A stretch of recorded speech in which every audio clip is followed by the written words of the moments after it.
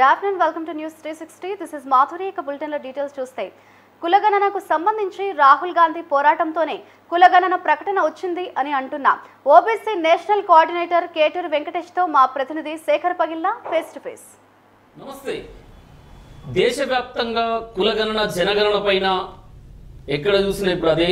నిన్న కేంద్ర కేబినెట్ కేంద్ర మంత్రి అశ్విని వైష్ణవ్ ప్రకటనతోటి మొత్తానికి దేశవ్యాప్తంగా కులగణన జనగణనలోనే కులగణన కూడా జరగాలి అని ఏదైతే కేంద్ర కేబినెట్ నిర్ణయించిందో ఇదే అంశం పైన కాంగ్రెస్ పార్టీ ఓబీసీ జాతీయ కోఆర్డినేటర్ కేతూరి వెంకటేష్ భారతీయ యాత్రి అంటే భారత్ జోడో యాత్రలో రాహుల్ గాంధీతో ఉన్నారు. అలాంటి కేతూరి వెంకటేష్ ప్రస్తుతం మన స్టూడియోలో ఉన్నారు. బీజేపీ పార్టీ కేంద్రంలో ఉన్నది. జాతీయ కులగణన జనగణన పైన వాళ్ళు ఎలా ఫీల్ అవుతున్నారు? ఎందుకంటే తెలంగాణ రాష్ట్రంలో ఇప్పటికే కులగణన సర్వే చేసిన తదనంతరం 42% బీసీ రిజర్వేషన్ల పైన 42% చట్టసభల్లో అసెంబ్లీలో తీర్మానం చేసి కేంద్రానికి పంపడం జరిగింది. ఇది కేంద్రం పరిధిలో ఉండే అంశం కనుక కేంద్రానికి పంపడం జరిగింది. కానీ ఇంతలోనే కేంద్రం ప్రభుత్వం ఒక కేంద్ర కేబినెట్ నిర్ణయం తీసుకోవడం పట్ల ఎలా ఫీల్ అవుతున్నారో తరమాటలో తెలుసుకునే ప్రయత్నం చేద్దాం. నమస్తే అన్న వెంకటేష్ అన్న. నమస్కారం.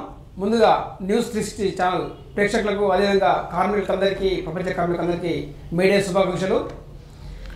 ఈరోజు the leader of opposition parliament honourable Rahul Gandhi ఈ దేశ ప్రజల కోసం నిరంతరం పార్లమెంటరీ కానీ భారత్ జోడో యాత్రలో కానీ క్యాస్ట్ సెన్స్ అనేది ప్రధానంగా అంశం. సోషియో ఎకనామికల్ బ్యాక్వర్డ్ వాళ్ళు మనం లెక్కిస్తేనే జనాభా లెక్కలు లెక్కిస్తేనే ఈ జనాభా లెక్కల వాళ్ళ శాతం బట్టి వాళ్ళను ఆర్థికంగా రాజకీయంగా పొలిటికల్గా ముందుకు పోవాలని చెప్పి రాహుల్ గాంధీ ప్రధాన లక్ష్యం. అందులో భాగంగా పార్లమెంట్లో ఎన్నోసార్లు ప్రస్తావించడం జరిగింది.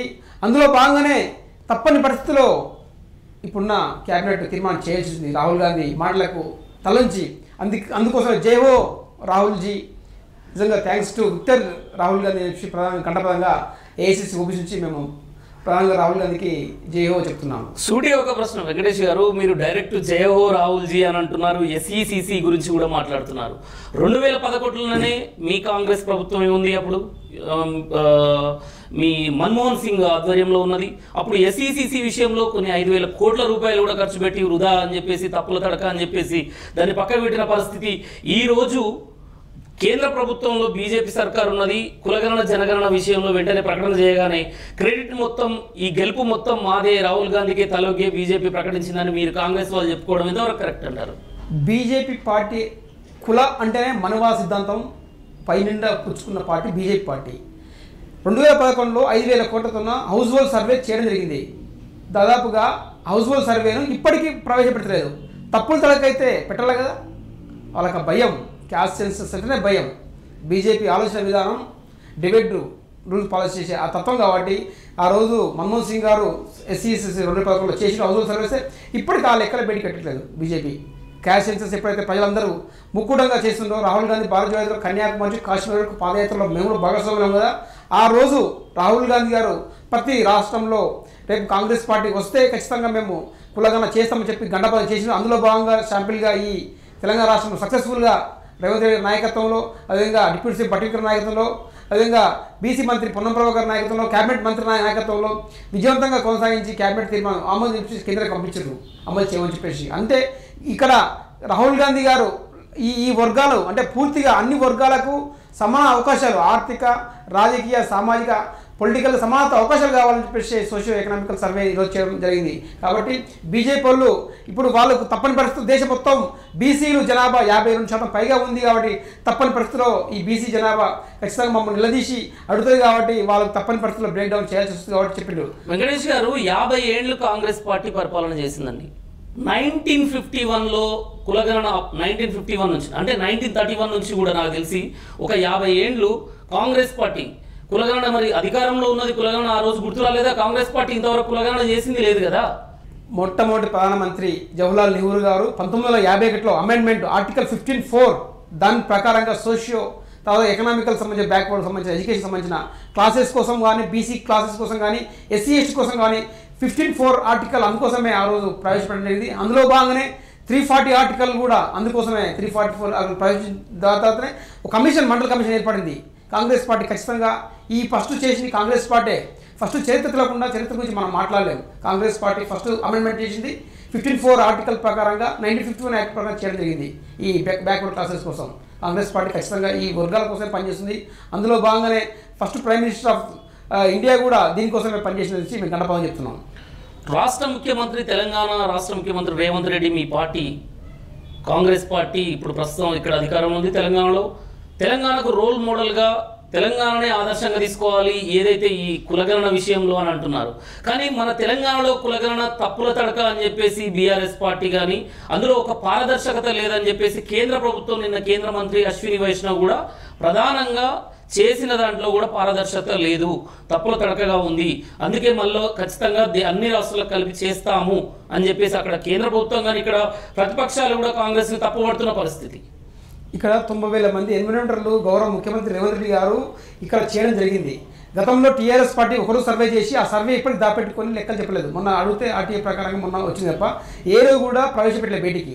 అంటే ఇక్కడ జనాభా లెక్కలు సైంటిఫిక్గా సోషియో ఎకనామికల్ కండిషన్ ప్రకారంగా సైంటిఫిక్గా చేసింది రాష్ట్ర ప్రభుత్వం ఖచ్చితంగా. అందుకోసమే 56% బీసీలో జనాభా ఉంది, ఎస్సీల జనాభా, ఎస్టీల జనాభా, అన్ని వర్గాల జనాభా, మైనారిటీ జనాభా ఈరోజు క్లియర్గా రాష్ట్ర ప్రభుత్వం ప్రవేశపెట్టింది, చేసింది సైంటిఫిక్గా. వీళ్ళు బీజేపీ వాళ్ళు ఏంటంటే గుమ్మడికాయ దొంగ అంటే బుధాలు తట్టుకున్నట్టు వాళ్ళ పరిస్థితి అట్లా ఉంది. అందరూ ఈరోజు మాకు పుట్టగతులు ఉండవు, మన సిద్ధాంతం అనే మైండ్లో ఉన్నది కదా గతంలో. ఇప్పుడు బీసీలు అందరూ ఏకమవుతారు. బీసీ జనాభా చెప్పకపోతే ఇప్పటి వరకు దేశంలో రెండో ప్రతిపక్షంగా బీసీగా ఉండడం జరుగుతుంది. కాబట్టి ఖచ్చితంగా బీసీలకు తప్పని పరిస్థితుల్లో వాళ్ళు తల వంచక తప్పలేదు. రాహుల్ గాంధీ గారు పార్లమెంట్లో ఎన్నోసార్లు కూడా ఎన్నో అవమానించినా సరే మాకు ఖచ్చితంగా బీసీ జనాభా కావాలని రాహుల్ గాంధీ గారు ఎన్నోసార్లు చెప్పలేదు. కాబట్టి అందులో భాగంగానే రాహుల్ గాంధీ గారు పదే గంటాపదంగా చెప్తున్నారు.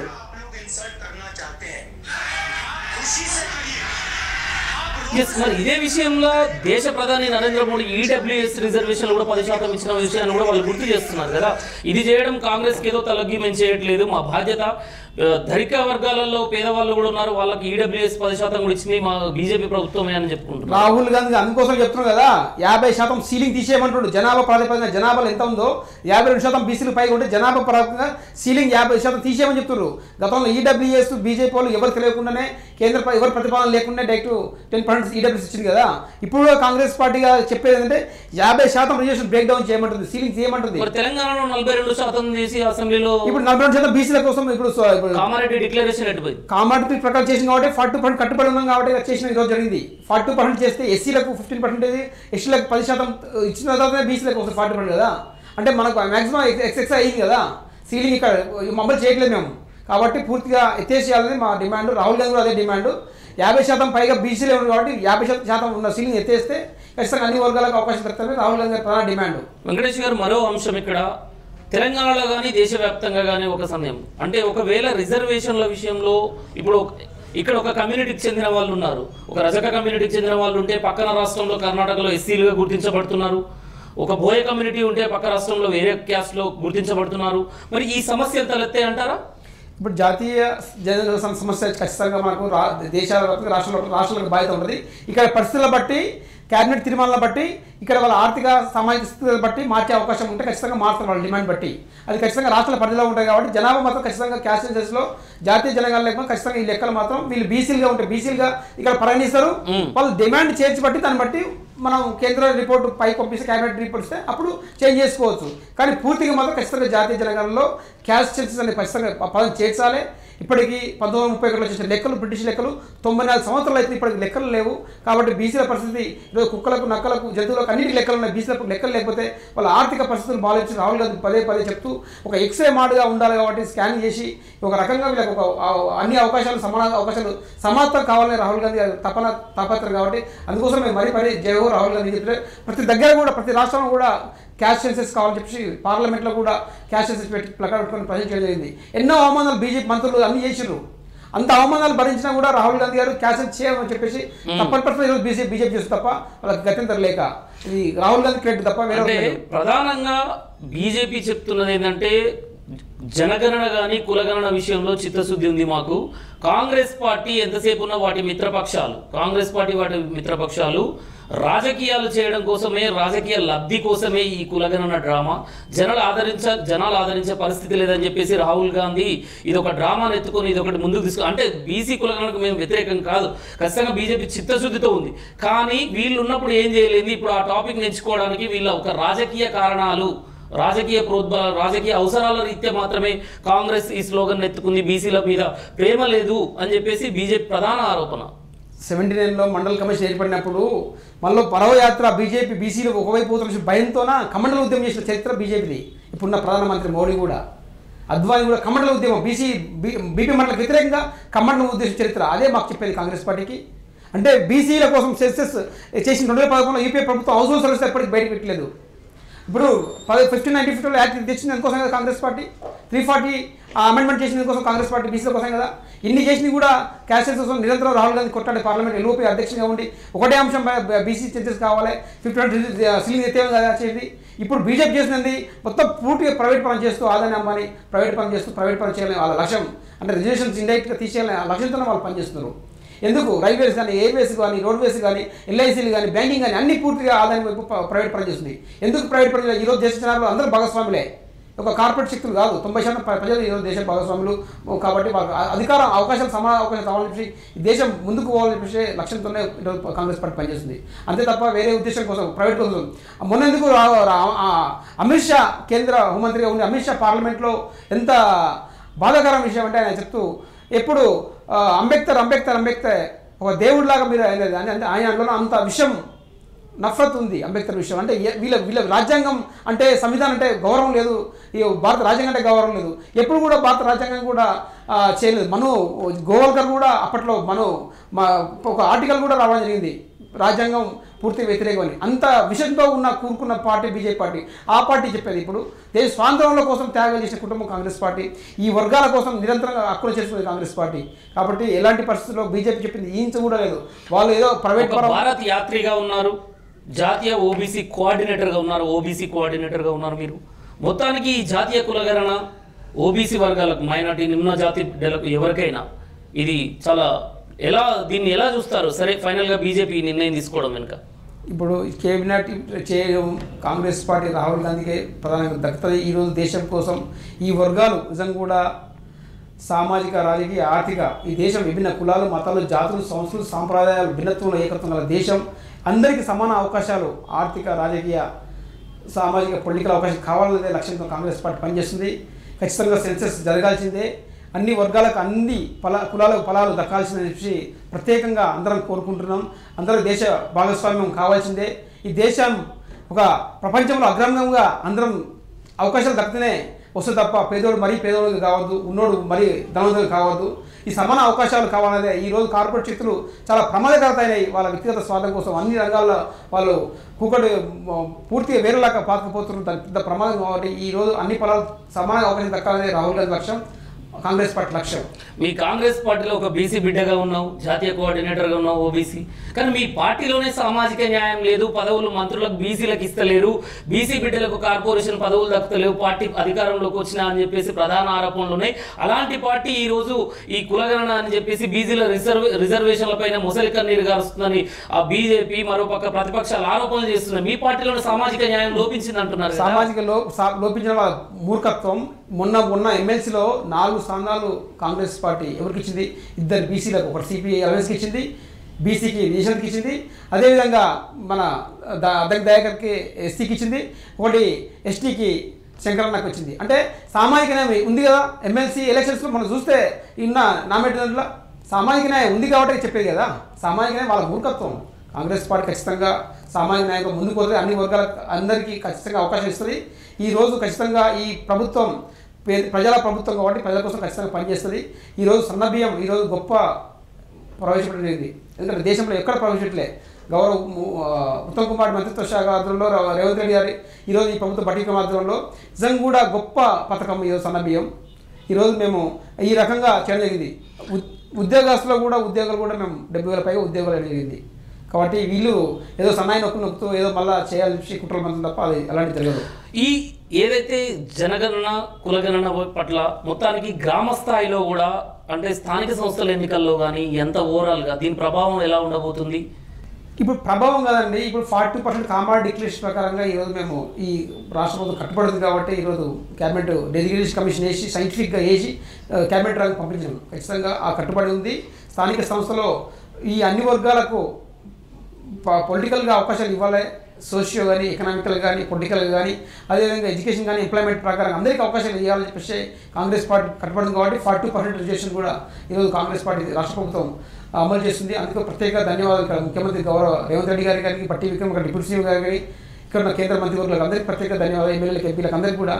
కాబట్టి ఈరోజు కాంగ్రెస్ పార్టీ ప్రజాపక్షం పనిచేస్తుంది కాబట్టి ముందుకు ఫైనల్ గా మొత్తానికి రాహుల్ గాంధీ ఒత్తిడితోనే రాహుల్ గాంధీ పోరాటంతో ఈ జనగణన కులగణన కేంద్రం బీజేపీ ప్రభుత్వం ప్రకటించిందని భావిస్తున్నారా? 100% రాహుల్ గాంధీ ఈ దేశ ప్రధాని భారత ప్రధాని ఈ ప్రజల కోసం అక్కడ చేస్తుంది. అందులో భాగంగానే తప్పని పరిస్థితుల్లో గత్యంతరం లేక బీజేపీ ఈరోజు ఆ తల వంచి ఈ కులగణన ఒప్పుకున్నది.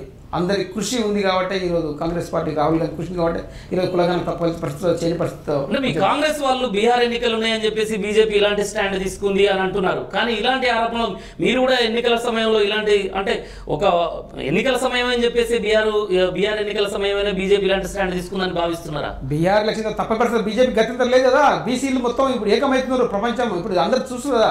ఇది ఒక వాట్సాప్ ఒక విషయం పోతే ఎందుకు బీసీలు పరిస్థితి చైతన్యమవుతుంది కదా. బీజేపీకి ఓట్ బ్యాంక్ ఏంది? బీజేపీ ఉన్న సిద్ధాంతం ఏంది? మనవాద సిద్ధాంతం. బీజేపీ కులాలను డివైడ్ చేసి బీజేపీ కదా బ్రాహ్మణ వైశ్య క్షత్రియ శూద్ర అనేది విభజించి పాలించింది కదా. ఈరోజు ఎక్కడ వర్గాలకు అధికారం ఉంది? ప్రజలకు అధికారం కాబట్టి ఎక్కడికి పోవాల్సి వస్తుంది. వాళ్ళు ఏదో కార్పొరేట్ శక్తితో ఉండి ఆదాని అమ్మాయితో నడిస్తే బీజేపీ ప్రభుత్వం నడదు కదా. కాబట్టి తప్పని పరిస్థితుల్లో డిమాండ్ ఖచ్చితంగా తలకు వచ్చిందే. ఈ వర్గాలకు దక్కాలి తప్పని పరిస్థితుల్లో వాళ్ళు చేసిన తప్ప ఏదో ప్రేమ అవుతున్నాయి కాదు. కాబట్టి రాహుల్ గాంధీకి చేయవో రాహుల్ గాంధీ ఎందుకంటే విక్టరీ రోజు రాహుల్ గాంధీకే దక్కుతుంది. రాహుల్ గాంధీ పదే చెప్పిండు, యాత్రలో చెప్పిండు, న్యాయయాత్రలకు మణిపూర్ ముంబై యాత్రలో చెప్పిండు, పార్లమెంట్లో చెప్పిండు, ప్రతి దగ్గర మీటింగ్ దగ్గర కూడా రాహుల్ గాంధీ జాతీయ జనగణన చేయాలని చెప్పి గంటపదం చెప్పింది కాబట్టి తప్పని పరిస్థితులు లోపి రాహుల్ గాంధీ చెప్పిన వాళ్ళు తప్పని పరిస్థితిలో బీజేపీ చేసింది. Right, thank you. నమస్తే థ్యాంక్ యూ అండి.